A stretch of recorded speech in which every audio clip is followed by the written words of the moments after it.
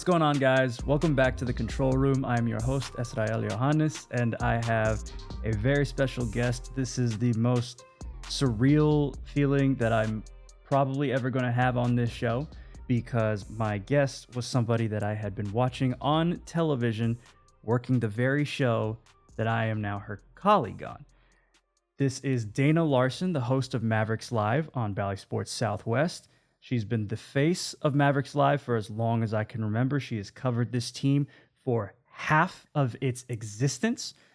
She is the matriarch of the show, the matriarch of the program. Like everything that we know about Mavs Live, she has been there through all of it. Without her, this show doesn't go. And she's such a pleasure to work with. She's one of the best people I know. She's an Emmy Award winner. She's the first woman to ever win Texas Sportscaster of the Year. She is by far one of the most credentialed people in the world of journalism and broadcasting. It is my pleasure and the biggest honor to bring on Dana Larson. How are you doing today? As you are the best. What an introduction. And I'm gonna try to just enjoy that and have it not make me feel old. I've been around a while, I guess. But it's so good. It's so good to be here. It's so fun to be on your show. Thank you so much for coming on. There's no better feeling than to have someone I've watched growing up for so long now being on this stage with me, and like we're talking the same stuff all the time. It's so surreal. So thank you again so much for coming on. And you're just one of the best to work with as well. We have such a great crew, and I always just feel like delighted to have all of you guys around, just making us look good, because without you we are nobody. There is no show without the Control Room. I love the name of the pod too. It's cool. Thank you so much. The first thing I want to ask about you is how you got your start into sports TV, into sports journalism, sports broadcasting. You are a graduate of Southern Methodist University in Dallas, Texas, graduated magna cum laude. For those who don't know what that is an elevated level of academic achievement. She is one of the smartest people in the world of journalism. I mean, mainly she got A's in practically everything. When did you first realize that you wanted to be in this industry? Was it in college? Was it beforehand? Was it immediately after? Where did you first find your footing into the world of sports broadcasting? It goes way back. Honestly, I think I wanted to do this from the time I was probably like 10 years old. I have loved watching sports my entire life. And the interesting thing is I wasn't an athlete per se. I wasn't playing sports. I was actually a dancer. I love to do performing arts. And one of the reasons I went to SMU is because they have an amazing performing arts school. So that was my outlet, I guess, that I did on the athletic side of things. But I always knew I loved watching sports and talking about sports and writing about sports. And I just always thought, I sat there. I grew up in Denver, Colorado. I sat with my dad and we watched the Broncos every Sunday. And that was like, kind of where it all started for me. And I knew that I was like, there is a way. I can't wait to do this. I started to see some female reporters on the sidelines, and I was like, now that's cool.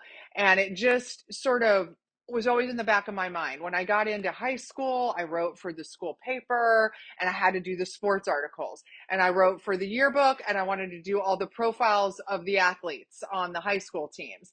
Everything I did just kind of was always leaning that direction. And I just knew I had a massive passion for sports. So it just seemed like this awesome way to put some of my two loves together, which was journalism. I love to write, and sports. And I just, pushed for that. SMU had a broadcast journalism degree. That was where I was going from day one. So for some reason, it's just been in me from kind of an early age, I would say, just loving watching sports with my family, going to all my brother's games, and being that sister that wasn't off like in running around playing with the rest of the other sisters. I was actually watching, like asking questions about the games, starting to figure out how to take stats, things like that. So I knew I had an interest in it and always wanted to find a way to you know turn it into a job, supposedly, right? That's amazing. It's not often that you hear people wanting to get into the business that early. I mean, that like age 10 is it's not an answer that I expect to hear all the time. And so Yeah. for you to be in the very role that you're doing that you've envisioned since you were a child, it's again a very surreal thing considering how long you've been in this business and stayed at the top of your game. And the next thing I do want to ask is about the skills that you learned in college and through all the work that you did even beforehand.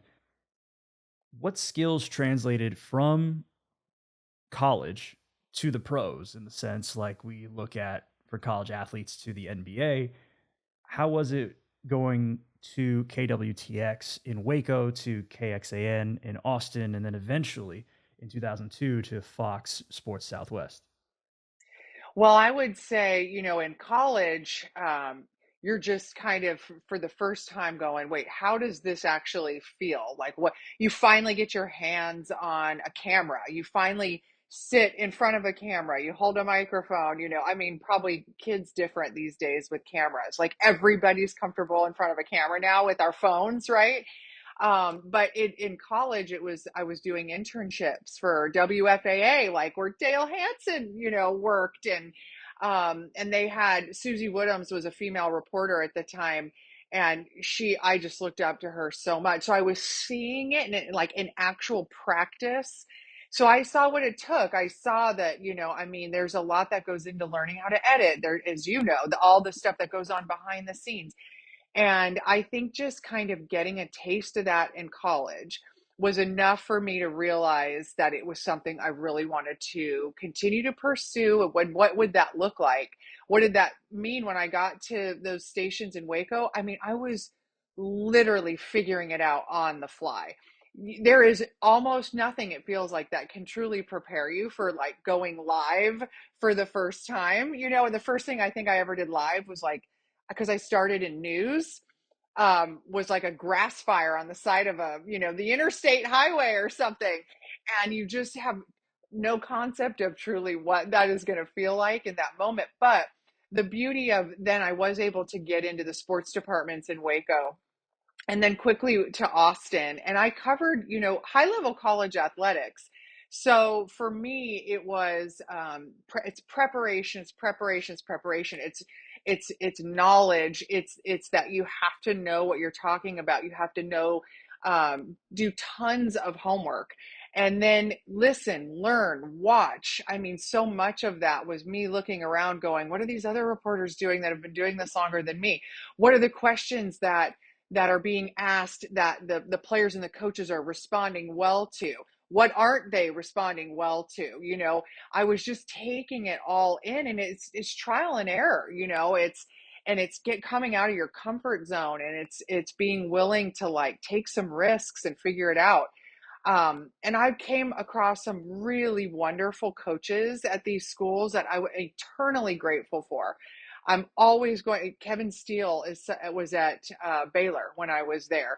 Matt Brown, Rick Barnes, Augie Garrido. Those were the head coaches at the time at Texas, and they, were nice enough to, sort of let me kind of come into my own a little bit.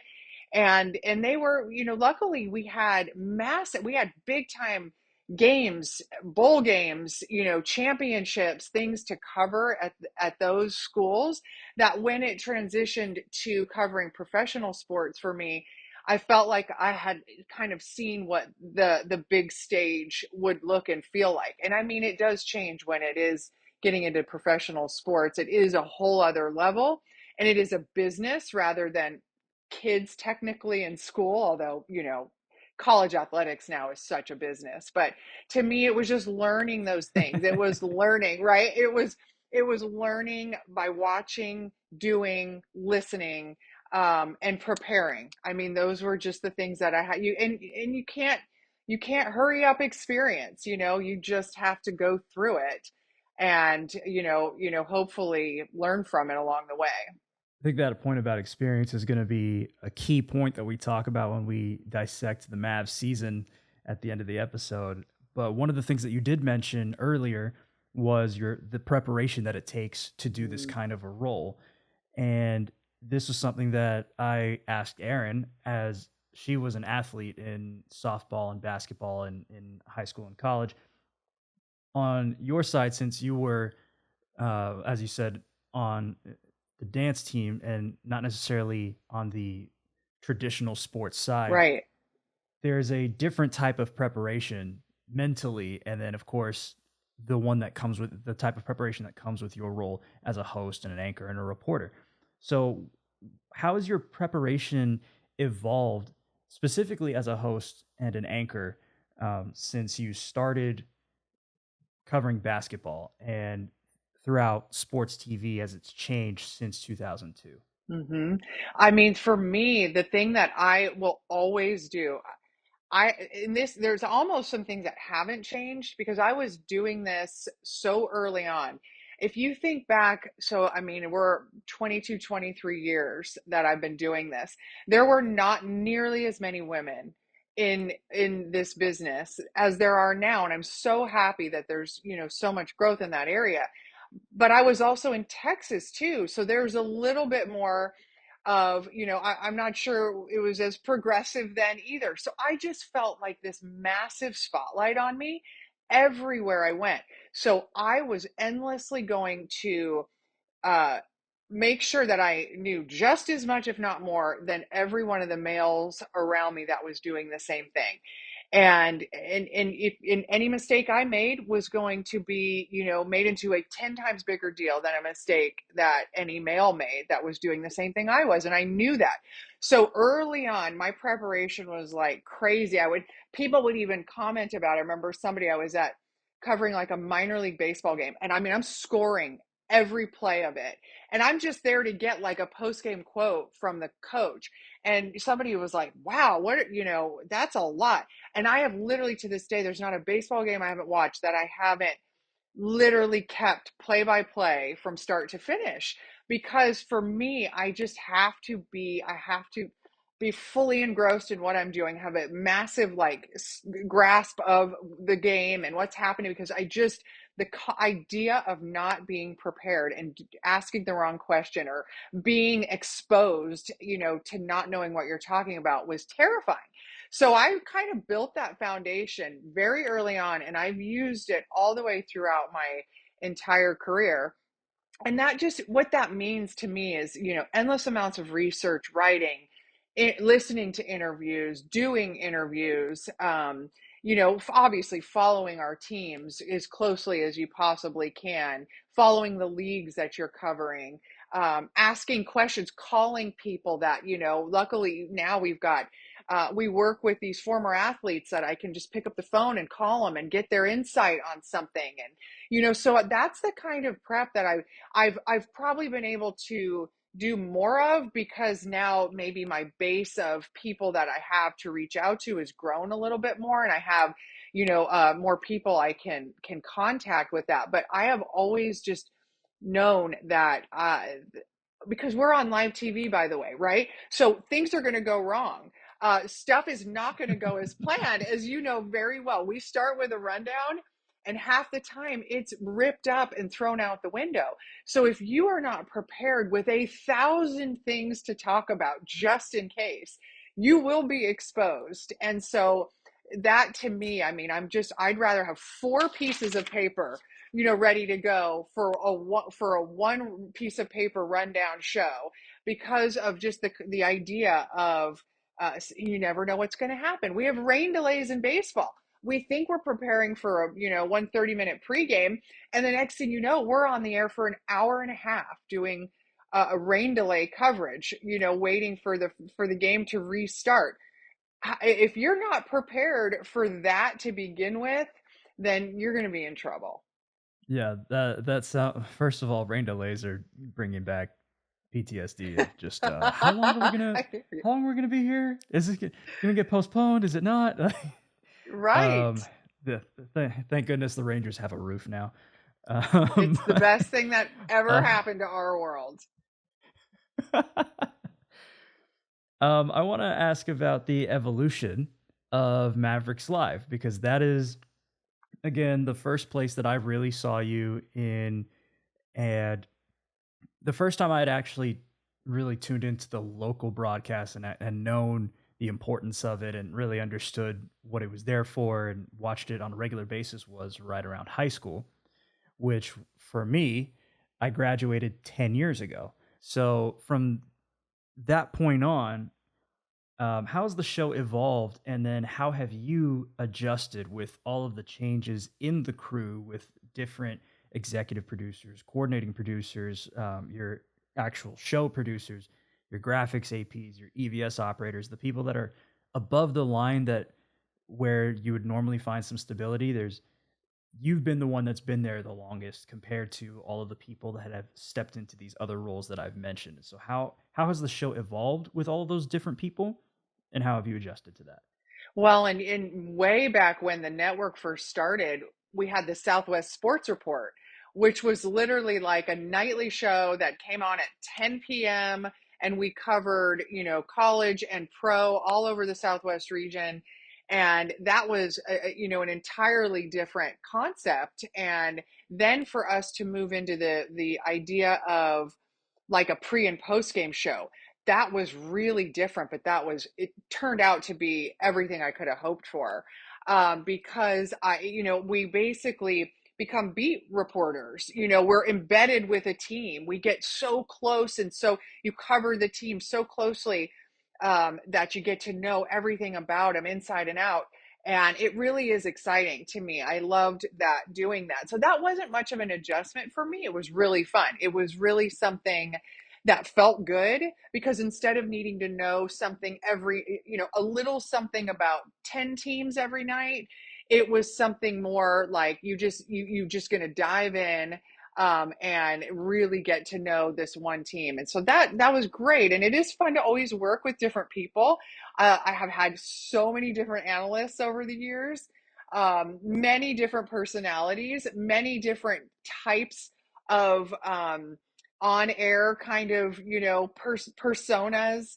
And that keeps me on my toes. It's never boring, and another reason you got to be prepared, right? Because it's like, you don't know how long someone's going to talk, how much they're going to know, how much, they want to say about something or whatever. So for me, that's what makes the job interesting. And I do love working with our crew and our producers. And the more you're all together and there is a consistency, there's a real comfort level so that, I prefer to not have things changing all the time, because there's such a trust with all of us, right? I know you guys are coming up with these awesome things behind the scenes that are going to, just give me so much support for what I do.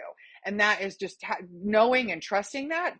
I go out on that set every day, which can feel like an island, but I don't feel out there by myself because I know I've got these incredible producers and people like you that are working to give us this whole like this great I guess sort of support behind the scenes. So that to me it's just makes it interesting to change, but honestly it is nice when it comes to like a producer. I've worked with Clark Rowe forever and ever, and we know each other so well. Like with players, they say, "Oh, you can just like have that eye contact."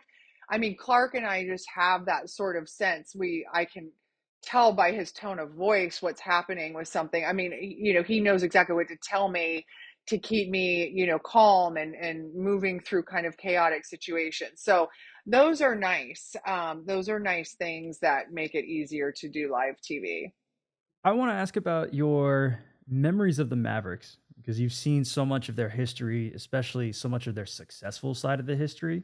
Because before you had stepped foot and witnessed all of that you have, all the success that happened with the Mavericks happened in the first decade, and then nothing happened in the second decade. So, um, what were some of the best memories that you had covering the Mavericks? as in, your most notable seasons? Hmm. And also, when did you happen to have the most growth in your role? Okay, those are great questions. So, I mean, the easy, quick answer on the most memorable is 2011. After being with the team and covering them closely for so long, and we're just so lucky to have Dirk Nowitzki in our world. Um, to have them reach the mountaintop, to finish it off, that team was unbelievable. They were great personalities. They were great guys.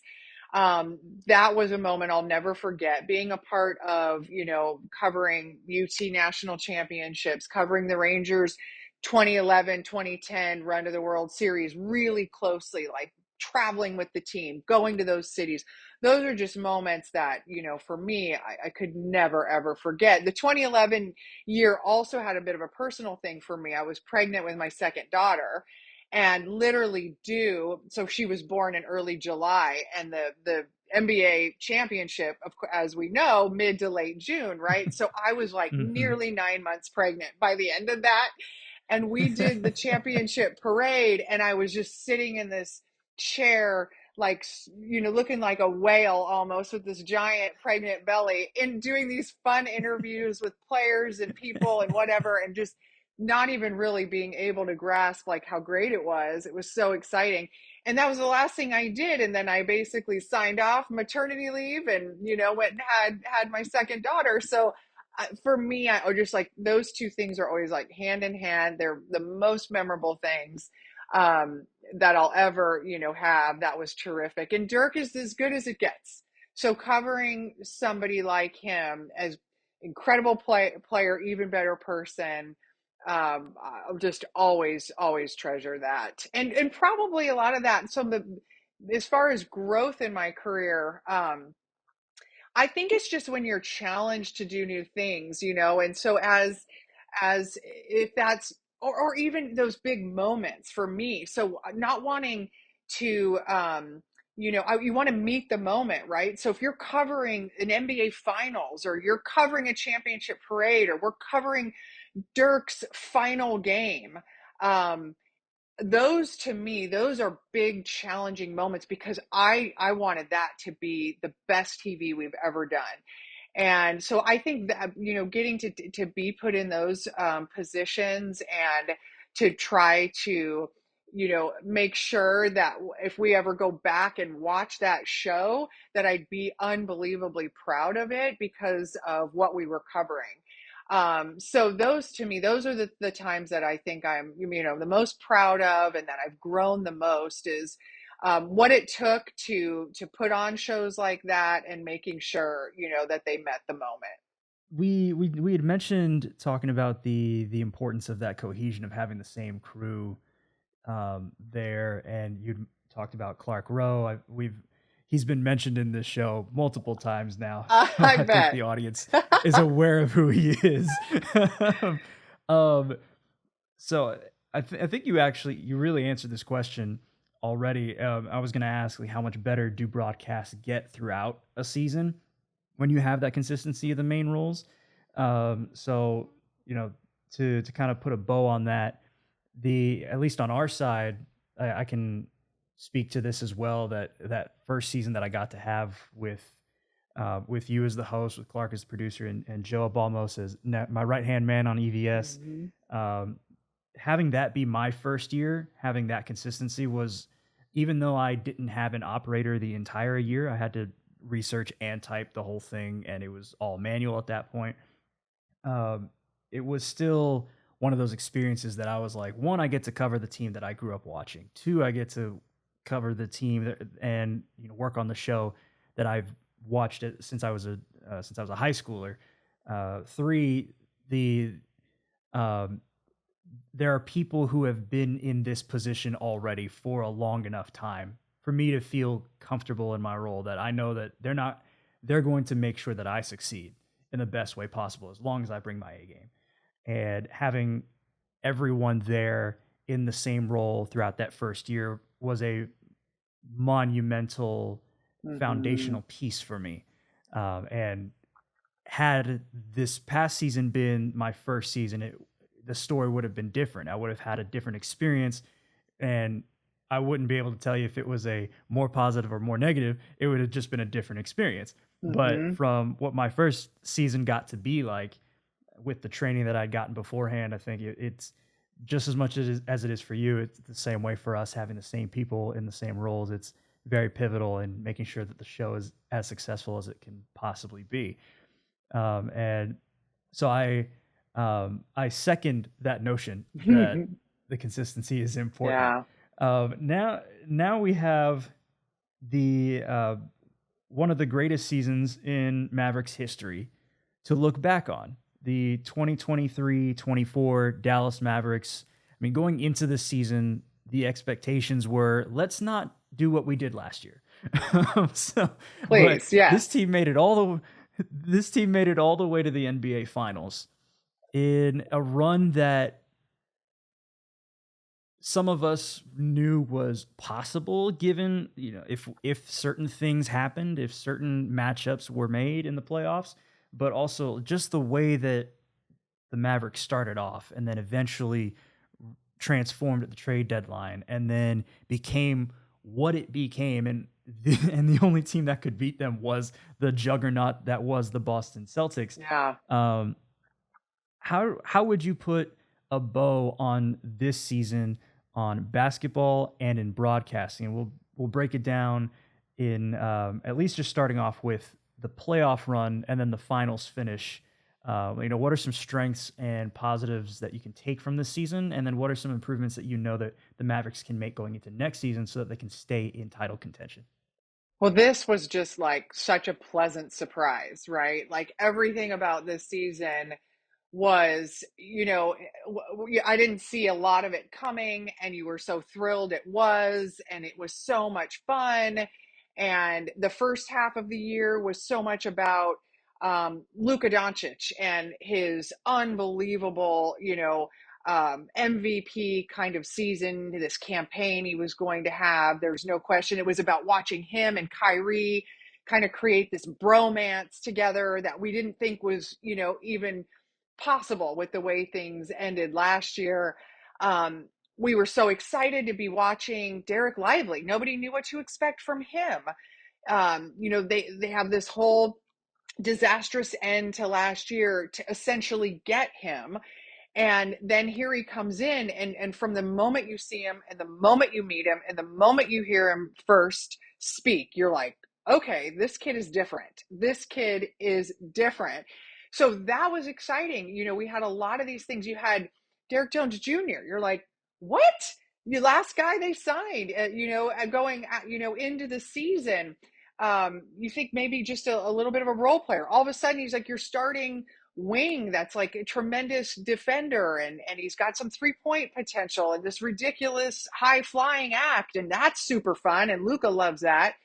So there were just so many of these things that were like, this is pretty fun. And the next thing you know, Luka's dropping 73, and you get to cover these literal historic moments, and that all felt great. And then there's like this complete moment in the season at the trade deadline where we go from, all right, I don't know, there's something here, to, a complete makeover, where they finally get players who sort of bring in a defensive identity that everybody wants to grasp onto again. And now that you've got these fun personalities, and PJ Washington Jr., we got to learn who he was. We all got to stand on business. I mean, that was like literally one of my favorite moments of the whole year, was like seeing what that guy really was all about. So to me, it was just like one pleasant surprise after another. And then for the playoff run to just keep going. And it had some of those same sort of magical moments that 2011 did, where you were like, shoot, this thing's gaining steam. Okay, okay, fine. Well, we'll beat the Clippers. That was interesting and cool. Okay, wait, now what do you got to do? Now you got to go up against Oklahoma City. They're like everything right now, and then you take them down like one by one by one. Oh, okay, Minnesota's too good. all of a sudden you beat them in 5. What the heck, So I mean, it was really fun. It was just a pleasant surprise. It was exciting, and you can tell this is just the beginning.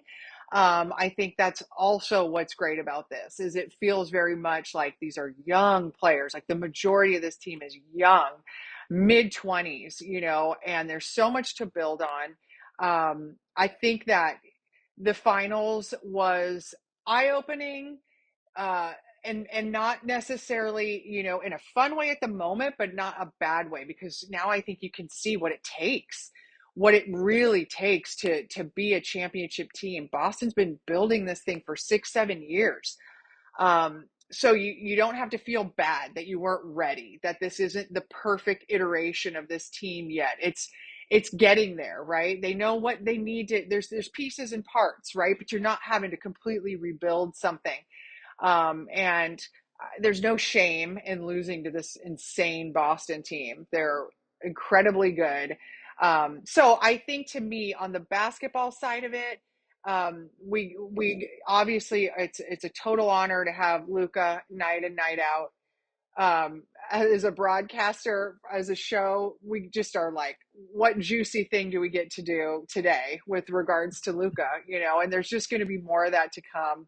So I think that's where I am today. I'm like, I'm feeling a little more, grateful for the season rather than sad that, it ended in 5 in the finals.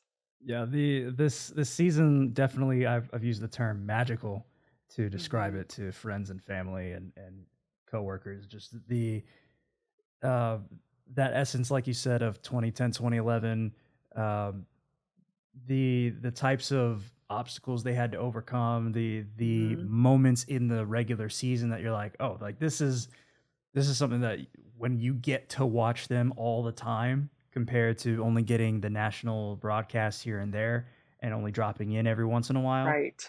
there's always something happening. Luca is always capable of doing something. Kyrie is always capable of doing something, and it's just record breaking every single time. Like the triple doubles, he had a triple double streak that nobody's ever had. Like you said, the 73-point game, that something that like the fourth highest, at least I think tied the fourth highest total in the NBA ever.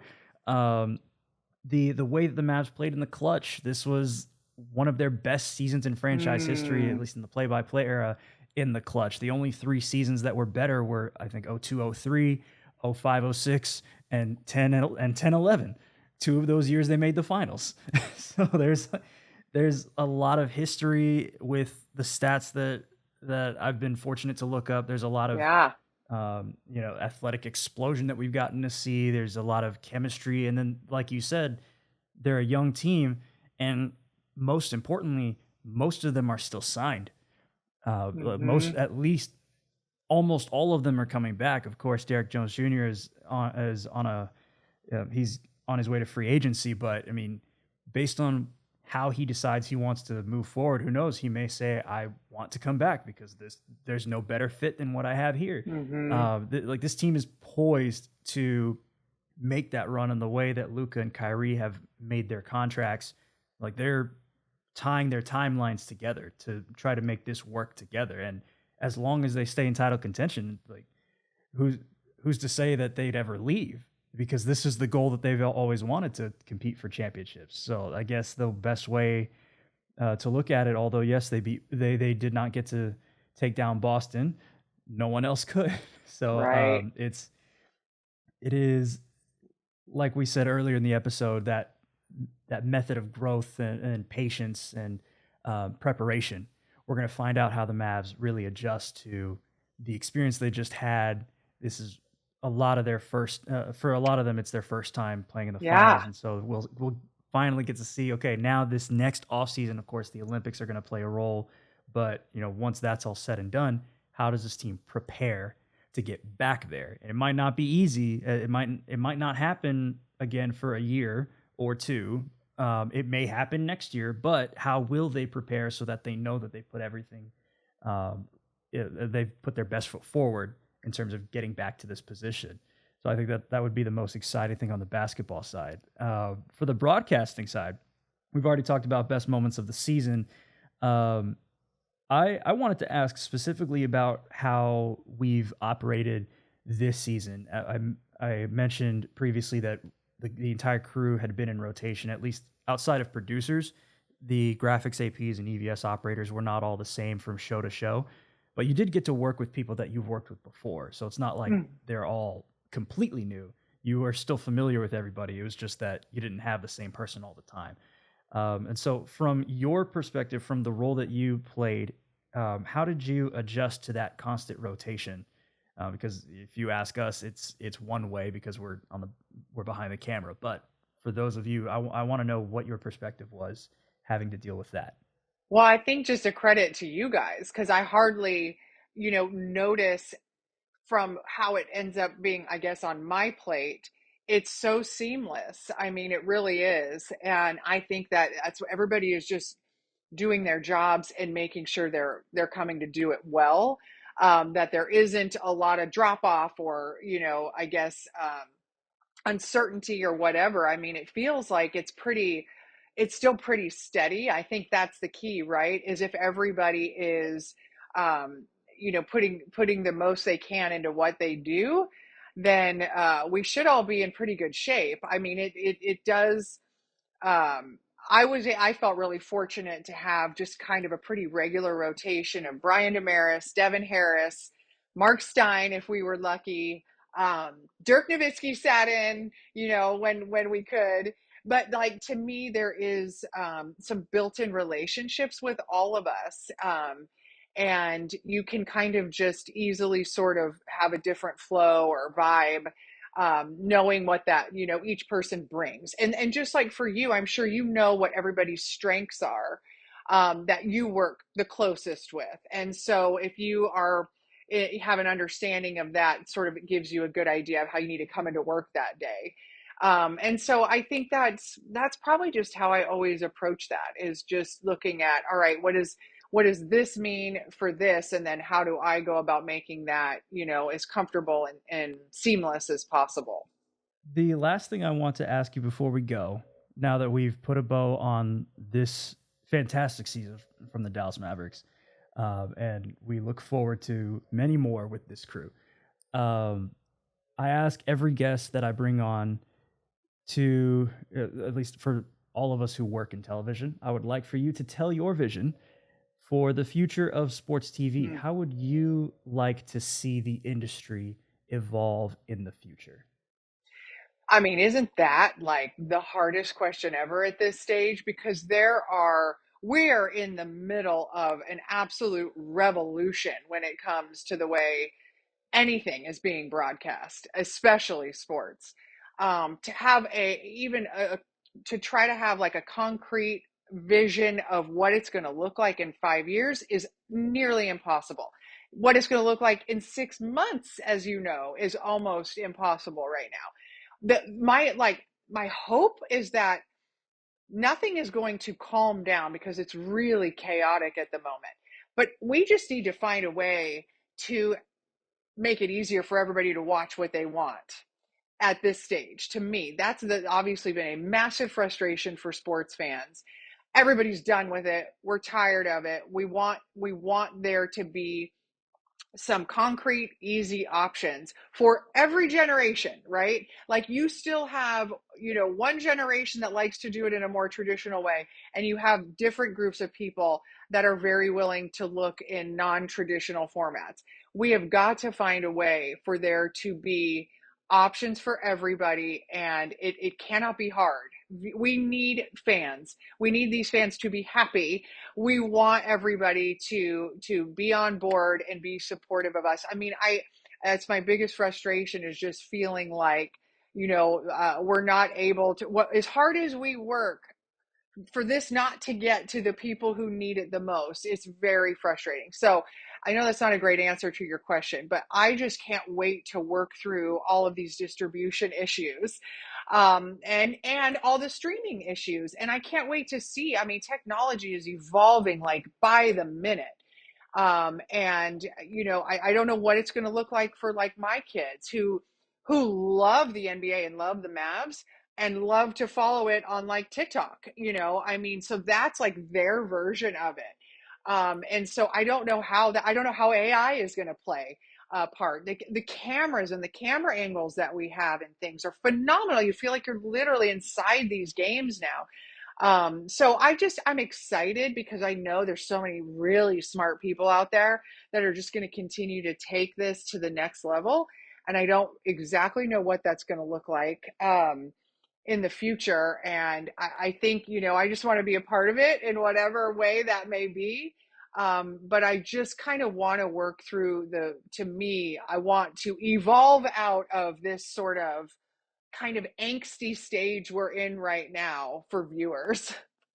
I will actually attest to that because I didn't walk into this building until 2022, and at that point, we had experienced maybe 3 years of a time where even I couldn't sign into the app and watch Right. anything Mavericks related, and it was something that I used to take for granted. I guess I was thinking, Yes. okay, like every carrier was going to have this network. I had Yeah. changed carriers, but only to the ones that still had the network, and uh, I if there are any fans like listening and watching this, there's everyone in the crew, everyone in front of the camera, everyone in that building wants everyone to be able to see everything that we Yes. do. It is if it were our decision to make sure that it could get to your household, it would be in your household. But it's not our one, it's not our decisions, and two, the technology it's where it is at the moment. But if it were up to us, we would want to make sure that everyone has access to the content that we put out. And Absolutely. being on both sides of it during the most tumultuous Hmm. evolution of this industry, I understand the fans' gripes. I used to be one. I used to be a fan saying, I hate that this is what Hmm. it is, and now that I have access to anything I want, I kind of forget sometimes like what fans don't get to see because I get to see it every day now. So it's for for all of us. Like I 100% agree with that. I think it's a great answer because it is definitely something that the entire industry has to take a look at, and it's very important because that's going to grow the leagues. That's going Yes. to bring more revenue to the leagues. I mean, it's not only a fan issue; it's definitely going to be a revenue issue, and that completely affects the entire ecosystem of what we Yeah. do. And so that is one of the most pertinent issues that we have today, and I think it's a fantastic answer, and that's a vision that we should strive for. So, Dana, that was Well said, Ez. fantastic, and I really appreciate your insight. It's so good to be here with you. It is my pleasure. It is an honor having you on. I can't thank you enough. Again, like it's still I said it earlier in the show. I've said it to you multiple times. Like to the 14-year-old kid, like the 16-year-old kid in me would be like, "Uh, you're telling me not only do I get to work with Dana, like I get to interview Dana and we get to just talk Mavs all the time. Like what I what?" know. And then if you ask 7-year old me, he'd be like, "Who's Dana?" And then but then as soon as you find out who she is, you gotta know more. Like Oh, let's do some math stuff. So it is like the child in me is beyond satisfied, beyond grateful, and then the adult in me is very honored and humbled that you would come on this show. And I have nothing but good things to say about the work that we get to do, the camaraderie that we have, the work relationships that we have, and just the fun that we get to have doing what we do. It's just I can't say it enough. Thank you so much. It's an honor and a pleasure having you on. oh, it's been my pleasure. Thank you for all of the kind things you said. I don't know where the years went because I don't feel like I've been around that long. And it just, or even that you realize that, it is meaning to somebody and meaningful to somebody and you're actually watching is so cool. And I'm just, it means so much. So thank you. I love working with you. You have a brilliant future yourself, and I can't wait to see all the exciting things you do.